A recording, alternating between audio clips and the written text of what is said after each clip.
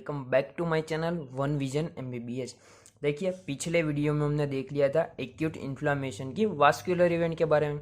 तो इस वीडियो में हम देखेंगे cellular event of the acute inflammation. ठीक है, देखिए सेल्यूलर इवेंट मतलब क्या हुआ कि जो हमारी बॉडी की जो सेल है उसमें जो इवेंट होती है उसे हम कहते हैं सेल्यूलर इवेंट। ठीक है, सेल्यूलर इवेंट है वो दो तरह से होती है, मतलब कि दो फेज में होती है। सबसे पहला है exudation of the leukocyte and second है फेगोसाइटोसिस।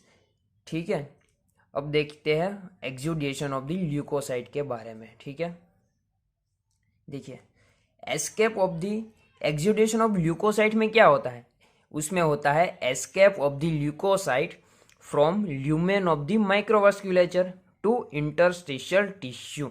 ठीक है, तो उसमें क्या होता है कि जो हमारी माइक्रो वास्कुलेचर है, मतलब कि आर्टरियोल है, उसके जो ल्यूमेन में हमारे ल्यूकोसाइट प्रेजेंट होते हैं वो कहाँ पे जाते हैं, वो हमारी जो एंडोथेलियल लेयर है ना माइक्रोवास्कुलेचर का, उसको क्रॉस करके कहाँ पे जाती है, इंटरस्टिशियल टिश्यू में जाते हैं हमारे ल्यूकोसाइट। ओके, इस प्रोसेस को हम समझने वाले हैं सेल्यूलर इवेंट में। ठीक है, और ये जो ल्यूकोसाइट का एस्केप है हुआ ना, कहाँ से, ल्यूमेन ऑफ द माइक्रोवास्कुलेचर से इंटरस्टिशियल टिश्यू की ओर। It is the most important feature of the inflammatory response. ठीक है, in acute inflammation polymorphonuclear neutrophils comprises the first line of body defense। मतलब कि एक्यूट इन्फ्लामेशन में जो हमारी इन्फ्लामेशन होता है वो हमें पता है इन्फ्लामेशन क्या है, एक तरह से बॉडी डिफेंस है। तो जो first line of body defence क्या है, पॉलीमॉर्फोन्यूक्लियर न्यूट्रोफिल्स की वजह से होता है। ठीक है, और it is followed by later monocyte and macrophage. मतलब कि जो स्टार्टिंग में जो इन्फ्लामेशन होता है वो किसकी वजह से होता है, पॉलीमॉर्फो न्यूक्लियर न्यूट्रोफिल्स की वजह से, और उसके बाद मोनोसाइट एंड मैक्रोफेज भी उसमें उसके लिए रिस्पॉन्सिबल है। ठीक है, अब जो एक्सुडेशन ऑफ ल्यूकोसाइट होता है ना, मतलब कि migration of the leukocyte from lumen of microvasculature to interstitial tissue जो होता है, उसकी वजह से कुछ चेंजेस आते हैं हमारी बॉडी में। ठीक है, तो वो कौन कौन से चेंजेस है वो हम पढ़ने वाले हैं। ठीक है, किसमें, एक्सुडेशन ऑफ द ल्यूकोसाइट में। तो सबसे पहला होता है changes in the formed element of blood. इसका मतलब क्या हुआ कि जो हमारी ब्लड, हमारी बॉडी में जो ब्लड वेसल्स है, तो उसके जो ब्लड फ्लो है उसमें जो चेंजेस होते हैं वो किस कौन कौन से है वो हम इसमें पढ़ने वाले हैं। मतलब कि चेंजेस इन ब्लड फ्लो, ये सबसे पहला पॉइंट हो गया। देखिए, हमने वास्कुलर इवेंट में देखा था ना कि क्या होता है, वाजोडाइलेशन होता है। ठीक है, तो वाजोडाइलेशन हुआ तो उसका मतलब ब्लड वॉल्यूम बढ़ गया, और ब्लड वॉल्यूम बढ़ेगा तो रेट ऑफ ब्लड फ्लो भी इंक्रीज होगा ना, और rate of blood flow increase होने के बाद क्या होता था उसमें, स्लोइंग और स्टेसिस। ये हमने पूरा का पूरा पिछले वीडियो में देखा था। देखिए, सबसे पहले क्या होता है, ट्रांजिएंट वाजोकंस्ट्रिक्शन, उसके बाद परसिस्टेंट प्रोग्रेसिव वाजोडाइलेशन, उसके बाद होता है हमारा हाइड्रोस्टेटिक प्रेशर इंक्रीज होता है, और उसके बाद होता है हमारा slowing of the blood flow. ठीक है, तो यही प्रोसेस मैंने यहाँ पे लिखी है, vasodilation, rate of the blood flow increase होता है, और लास्ट में होता है स्लोइंग और स्टेसिस। ठीक है, अब देखिए ये जो स्लोइंग और स्टेसिस हुआ तो उसके बाद हमने वास्कुलर इवेंट में क्या पढ़ा था, उसके बाद हमने देखा था ना कि ल्यूकोसाइटिक मार्जिनेशन होता है, वही हमें यहाँ पे पढ़ना है। ओके, सेल्यूलर इवेंट में स्लोइंग और स्टेसिस होने से क्या होता है कि जो हमारी ब्लड फ्लो है, हमारा जो ब्लड वेसल्स में क्या होता है, ब्लड फ्लो वो कैसा होता है, नॉर्मल एक्सियल ब्लड फ्लो होता है हमारी माइक्रोवास्कुलेचर में, उसमें क्या आ जाता है, चेंजेस हो जाते हैं। ओके, तो चलिए चेंजेस समझने से पहले हम देख लेते हैं कि नॉर्मल एक्सियल ब्लड फ्लो किस तरह से होता है। ठीक है, देखिए किसी भी बॉडी में अगर ब्लड फ्लो होगा तो वो दो लेयर में बटेगा। ठीक है, चलिए एग्जाम्पल के साथ मैं आपको बता देता हूँ। ठीक है, मान लीजिए ये हमारी माइक्रोवास्कुलेचर है। ठीक है, तो इसमें ब्लड फ्लो दो लेयर होते हैं। सबसे पहले सेंट्रल स्ट्रीम होती है। ठीक है, सेंट्रल स्ट्रीम होती है, वो किसकी बनी होती है, वो बनी हुई होती है हमारे सेल्स की। कौन कौन से, ल्यूकोसाइट और आरबीसी। मतलब कि जो सेंटर की ओर जो स्ट्रीम जा रही होती है हमारे ब्लड फ्लो में, वो सेल की बनी हुई होती है, ठीक है। और यहाँ पे पेरीफेरल पे क्या होता है, पेरीफेरल जो लेयर है वो कैसा होता है, सेल फ्री लेयर होता है, ठीक है। और उसमें क्या होता है, प्लाज्मा, ओनली प्लाज्मा ही होता है, ठीक है। तो ये हो गया हमारा नॉर्मल एक्सियल ब्लड फ्लो, जिसमें स्लोइंग और स्टेसिस होने की वजह से कुछ चेंजेस आते हैं, ठीक है। तो अब हम देखते हैं कि कौन कौन से चेंजेस आते हैं। तो सबसे पहले देखते हैं चेंजेस किसकी वजह से हुआ, loss of the plasma by exudation. हमने पिछले वीडियो में देखा था ना कि हाइपर हाइड्रोस्टेटिक प्रेशर इंक्रीज होने की वजह से ब्लड माइक्रोवास्कुलेचर के ल्यूमेन में जो प्लाज्मा होता है वो कहाँ पे जाता है, इंटरस्टिशियल फ्लूइड में। तो उसकी वजह से क्या हुआ, लॉस ऑफ प्लाज्मा, किसके थ्रू, बाय एक्सुडेशन। तो उसकी वजह से हमारे माइक्रोवास्कुलेचर में क्या आता है, कुछ चेंजेस आते हैं, ओके। कौन कौन से, तो जो हमारी सेंट्रल स्ट्रीम होती है वो कैसी हो जाती है, वाइड हो जाती है। और जो पेरिफेरल प्लाज्मा जोन है वो कैसा हो जाता है, नैरोअर हो जाता है, ठीक है। तो जो ये पूरी की पूरी प्रोसेस हुई ना, कौन सी प्रोसेस, प्लाज्मा का लॉस हो जाना बाय एक्सुडेशन, और उसकी वजह से सेंट्रल स्ट्रीम का वाइडन हो जाना और पेरिफेरल प्लाज्मा जोन का नैरोअर हो जाना, इस पूरे के पूरे फिनोमिनन को हम कहते हैं मार्जिनेशन, ठीक है। क्या कहते हैं, मार्जिनेशन। और as a result of this redistribution, मतलब कि मार्जिनेशन की वजह से neutrophils come close to the vessels wall. हमने देखा ना सेंट्रल स्ट्रीम में क्या होता है, ल्यूकोसाइट एंड आरबीसी। ल्यूकोसाइट मतलब कि न्यूट्रोफिल्स हुआ ना, तो जो सेंट्रल स्ट्रीम कैसी हो जाती है, वाइडन हो जाती है। और वाइडन हो जाती है, देखिए ये जो सेंट्रल स्ट्रीम है वो वाइडन हो जाती है, मतलब कि यहाँ पे जो न्यूट्रोफिल्स है वो कहाँ पे जाते हैं, near to the vessels wall. और वेसल्स वॉल की नियर की ओर जाते हैं, इस प्रोसेस को हम कहते हैं पेवमेंटिंग, ठीक है। सेंट्रल स्ट्रीम का वाइडर होना और पेरिफेरल प्लाज्मा जोन का नैरोअर हो जाना, उसे हम कहते हैं मार्जिनेशन। और इस मार्जिनेशन की वजह से जो रीडिस्ट्रीब्यूशन होता है इन लेयर का, उसकी वजह से क्या होता है, neutrophils come close to the vessels walls, this is called pavementing, ठीक है। इन दोनों का डिफरेंस यहाँ पे अच्छी तरह से देख लेना, ये इंपॉर्टेंट है, ठीक है। तो ये हो गया हमारा पहला पॉइंट, ठीक है, alteration in blood vessels. Second है हमारा रोलिंग एंड एडहेशन। अब सबसे पहले हम देख लेते हैं कि रोलिंग फेज का मतलब क्या हुआ और एडहेशन का मतलब क्या हुआ, ठीक है। तो rolling, peripherally marginated and pavemented neutrophils slowly roll over the endothelial cell lining, okay. उसका मतलब क्या हुआ कि जो हमारे न्यूट्रोफिल्स है वो कहाँ पे गए, come close to the vessels wall, और वेसल्स वॉल के नज़दीक जाते हैं। देखिए यहाँ पे देख लीजिए, ये वेसल वॉल के नज़दीक गए हैं, तो वो क्या करते हैं, ये न्यूट्रोफिल्स पार्शियली, मतलब कि ट्रांजिएंटली यहाँ पे एंडोथेलियल पे जो रिसेप्टर होते हैं उसके साथ अटैच हो जाते हैं, फिर यहाँ से यहाँ पे आते हैं, फिर यहाँ पे आते हैं, फिर यहाँ पे जाता है। ये जो हुआ ना, इसे हम कहते हैं रोल ओवर, ठीक है। और इस पूरे के पूरे जो फेज के दरमियान जो कुछ टाइम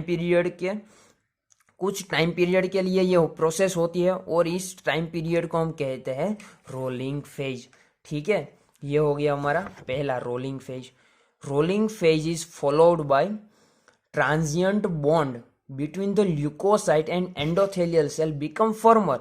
मतलब कि देखिए हमने यहाँ पे देखा ना कि ये बॉन्ड कैसा हो जाता है, पहले बनता है, फिर टूटता है, फिर उसके जो नज़दीक का रिसेप्टर है उसके साथ ट्रांजिएंट बॉन्ड बनाता है, फिर उसके इस तरह से रोलिंग ओवर होता है। तो ये जो ट्रांजिएंट टाइम पीरियड के लिए जो बॉन्ड बन रहा है वो कैसा होता है, और फर्म, मतलब कि और मजबूत हो जाता है। और मजबूत हो जाने की वजह से इस पीरियड क्या हो जाता है, यहाँ पे एडहेशन हो जाता है, इसीलिए इस दूसरे फेज को हम कहते हैं एडहेशन फेज, ठीक है। ये हो गया हमारे रोलिंग फेज और एडहेशन फेज की एक्सप्लेनेशन, मतलब कि वो क्या होता है वो हमने देख लिया, ठीक है। तो अब किस तरह से होता है वो भी हम देख लेते हैं। तो सबसे पहले हम देखते हैं रोलिंग फेज। रोलिंग फेज किस वजह से होता है, it occurs due to the increased expression of adhesion molecule. मतलब कि हमारी बॉडी में एडहेशन मॉलिक्यूल एक्सप्रेशन बढ़ गया तो क्या होगा, रोलिंग फेज। ठीक है, क्योंकि हमें पता है ना कि रोलिंग फेज के दरमियान क्या होता है, ट्रांजिएंट बॉन्ड बनता है, और जो बॉन्ड बनता है वो किसकी वजह से बनता है, एडहेशन मॉलिक्यूल के थ्रू ही बनता है। ठीक है, and this rolling phase is mediated bye selectin. ठीक है, सिलेक्टिन के थ्रू ये होता है। अब देखिए इंटरल्यूकिन 1, ये इंपॉर्टेंट पॉइंट है, selectins expression is induced by interleukin 1 and TNF. मतलब कि अगर हमारी बॉडी में इंटरल्यूकिन 1 और टीएनएफ बढ़ गया तो वो क्या करवा देता है, सिलेक्टिन को इंड्यूस करवा देता है, और selectin mediate the rolling phase. ठीक है, ये हो गया पूरी की पूरी प्रोसेस। अब देखिए सिलेक्टिन हमारी बॉडी में 3 तरह के हैं, ई सिलेक्टिन, पी सिलेक्टिन और एल सिलेक्टिन। आप आईपीएल से याद रख सकते हैं, ईपीएल। ठीक है, ई सिलेक्टिन, ई का मतलब एंडोथेलियम पे जो प्रेजेंट है वो ई सिलेक्टिन। पी सिलेक्टिन, इसका मतलब क्या हुआ, प्लेटलेट एंड एंडोथेलियम पे जो प्रेजेंट है, पी का मतलब प्लेटलेट, यहाँ से याद रख सकते हैं। और एल सिलेक्टिन, एल सिलेक्टिन का मतलब ल्यूकोसाइट पे प्रेजेंट होने वाला सिलेक्टिन। ठीक है, एल से ल्यूकोसाइट। अब देखिए हमारी बॉडी में क्या होता है कि न्यूट्रोफिल्स, मान लीजिए पेवमेंटिन न्यूट्रोफिल्स का हुआ है, तो उसमें क्या होता है, ई सिलेक्टिन हमारे माइक्रोवास्कुलेचर के एंडोथेलियम पे प्रेजेंट होती है।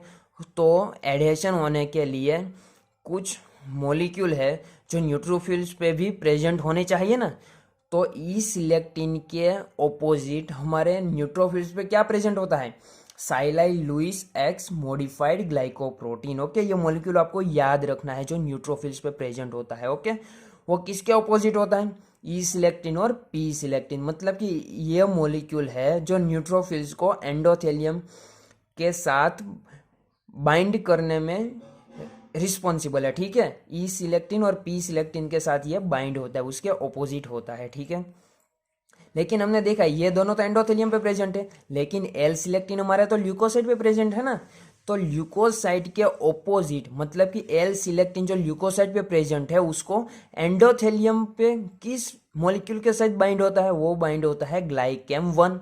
मतलब कि एल सिलेक्टिन के ऑपोजिट एंडोथेलियम में कौन सा रिसेप्टर, कौन सा मॉलिक्यूल है, ग्लाइकेम 1। ये आपको याद रखना है। ठीक है, ये रोलिंग फेज में लिखना है आपको। नेक्स्ट है एडहेशन। ठीक है, एडहेशन का मतलब तो हमने देख लिया ना, फर्म अटैचमेंट। ओके, जो रोलिंग में ट्रांजिएंट बॉन्ड बन रहा था वो थोड़ा सा फर्म, मतलब कि मजबूत हो जाए तो उसे हम एडहेशन कह देते हैं।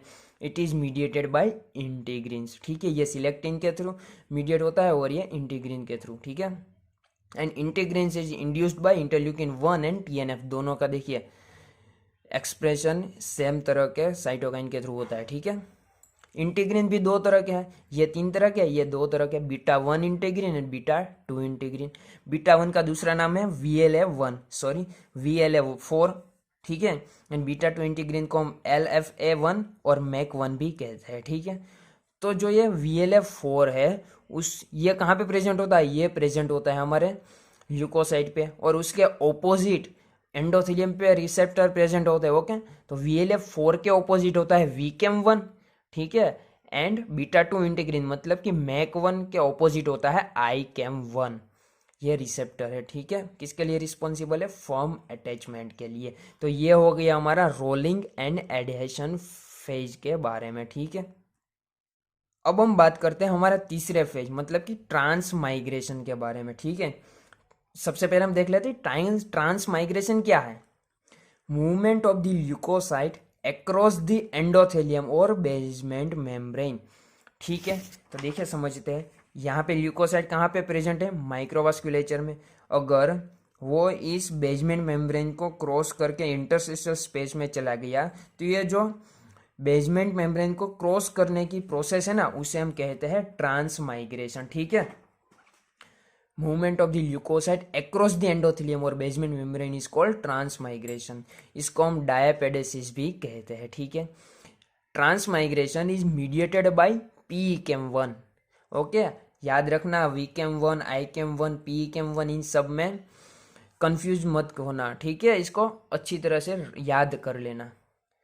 अब देखिए ट्रांस माइग्रेशन होना है तो कहाँ पे होता है, दो एंडो, हमें पता है ना कि जो माइक्रोवास्कुलर की जो एंडोथेलियम है किसकी बनी होती है, एंडोथेलियल सेल की।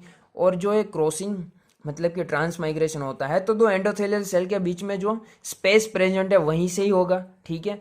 तो ये स्पेस किस तरह से क्रिएट होती है, वो क्रिएट होती है हमारे ल्यूकोसाइट क्या रिलीज सिक्रेट करते हैं, कोलेजिनेजिस सिक्रीट करते हैं। वो क्या करते हैं, बेसमेंट मेम्ब्रेन को डिस्ट्रॉय करते हैं और स्पेस का फॉर्मेशन करते हैं। उस स्पेस के थ्रू क्या होता है, ट्रांस माइग्रेशन होता है, ठीक है। तो ये हो गया हमारा थर्ड पॉइंट, ट्रांस माइग्रेशन। अब हम देखते हैं कीमोटेक्सिस के बारे में, ठीक है। कीमोटेक्सिस का मतलब क्या हुआ, देखिए ट्रांस माइग्रेशन हो गया तो उसके बाद क्या होगा, कीमोटेक्सिस। ये हम जो सारे के सारे पॉइंट देख रहे हैं ना वो लाइन टू लाइन हो रहे हैं, ठीक है। सबसे पहले परमिएबिलिटी अल्टर हो जाएगी, ठीक है। परमिएबिलिटी अल्टर होने के बाद क्या होगा, उसके बाद होगा रोलिंग एंड एडहेशन, ठीक है। रोलिंग ओवर एंड एडहेशन होने के बाद क्या होगा, ट्रांस माइग्रेशन, मतलब कि जो ल्यूकोसाइड है वो कहाँ पे जाएगा, ल्यूमेन में से इंटरस्टिशियल स्पेस में, ओके, अक्रॉस दी एंडोथेलियम। और उसके बाद होगा हमारा कीमोटेक्सिस, ठीक है। कीमोटेक्सिस क्या है, the transmigration of the leukocyte after crossing the several barriers like endothelium, basement membrane, perivascular, myofibroblast and matrix to reach interstitial tissue is a chemotactic factor mediated process is called chemotaxis। मतलब कि ये जो trans migration हुआ ना, okay, endothelium के across, endothelium है, basement membrane है, perivascular myofibroblast है, मैट्रिक्स है, इन सब के अक्रॉस जो हमारी बॉडी में ट्रांस माइग्रेशन हुआ, कहाँ पे, इनटू द इंटरस्टिशियल टिश्यू, वो किस वजह से होता है, वो होता है हमारे कीमोटैक्टिक फैक्टर्स के थ्रू। और इस पूरी की प्रोसेस को कहते हैं हम कीमोटैक्सिस, ठीक है। तो ऐसे कीमोटैक्टिक फैक्टर कौन कौन से है जिसकी वजह से जो हमारी माइक्रोवास्कुलर में ल्यूकोसाइड प्रेजेंट थे वहां से इंटरस्टिशियल टिश्यू में जाते हैं जहाँ पे इंजरी हुई है, ओके, ठीक है। हमें पता है ना कि ये जो पूरी की पूरी प्रोसेस हुई है वो किसकी वजह से हो रही है, इंजरी की वजह से। और इंजरी जहाँ पे हुई है वहां पे क्या जाएगा, ल्यूकोसाइट। तो ल्यूकोसाइट किस तरह से जाता है, तो ये पूरी की पूरी वास्कुलर इवेंट और सेल्यूलर इवेंट होने के बाद, मतलब कि इन इवेंट के थ्रू साइट ऑफ इंजरी पे हमारा ल्यूकोसाइट जाता है, ठीक है। किसके लिए, इन्फ्लामेशन के लिए, ओके। इन्फ्लामेशन क्या है, एक डिफेंसिव प्रोसेस है हमारी बॉडी की, ठीक है। और जो इस ल्यूकोसाइट को कैसे पता चलेगा कि यहाँ पे साइट ऑफ इंजरी है, तो वो पता चलेगा हमारे कीमोटैक्टिक फैक्टर्स के थ्रू। मतलब कि कीमोटैक्टिक फैक्टर्स ऐसे फैक्टर्स है जो ल्यूकोसाइट को माइक्रोवास्कुलर ल्यूमेन से साइट ऑफ इंजरी की ओर ले जाते हैं, ओके, ठीक है। तो ये हो गया हमारा, और इस ले जाने की प्रोसेस को हम कहते हैं कीमोटैक्सिस, ठीक है। तो ये हो गया हमारा कीमोटैक्सिस। अब हम देखते हैं कीमोटैक्टिक फैक्टर्स के बारे में, ठीक है। कीमोटैक्टिक फैक्टर्स कौन कौन से हैं जिसकी वजह से ये सारी का सारी कीमोटैक्सिस होता है, जो ल्यूकोट्राइन B4, ठीक है, C5 और C3 है, ठीक है, कॉम्प्लीमेंट प्रोटीन्स है, इंटरल्यूकिन 8 है, साइटोकाइन है हमारा, एंड सोल्यूबल बैक्टीरियल प्रोडक्ट्स जैसे कि फॉर्माइलेटेड पेप्टाइड्स। तो ये हो गया कीमोटैक्सिस जिसकी वजह से ट्रांस माइग्रेशन होता है, ठीक है। तो ये हो गया हमारा एक्सुडेशन ऑफ ल्यूकोसाइड, ओके, ठीक है। क्या हुआ, exudation means escape of leukocyte from the lumen of microvasculature to interstitial tissue, ठीक है। तो ये हो गया हमारा सेल्यूलर इवेंट का पहला phase, okay, exudation of leukocyte. अब हम नेक्स्ट वीडियो में अच्छी तरह से देखने वाले हैं फेगोसाइटोसिस के बारे में, ठीक है। फेगोसाइटोसिस बहुत ही इंपॉर्टेंट क्वेश्चन है और फेगोसाइटोसिस करके भी यूनिवर्सिटी में कई बार पूछा जाता है, ठीक है। तो अब हम नेक्स्ट वीडियो में देखने वाले हैं फेगोसाइटोसिस। अगर आपको इस वीडियो की नोट्स चाहिए तो मैंने टेलीग्राम की, इंस्टाग्राम और फेसबुक पे ये अपलोड कर दूंगा और उसके लिंक मैंने डिस्क्रिप्शन पे दे दिया, वहाँ से लिंक से डाउनलोड कर सकते हैं। Thank you everyone, thank you for watching this video and keep watching.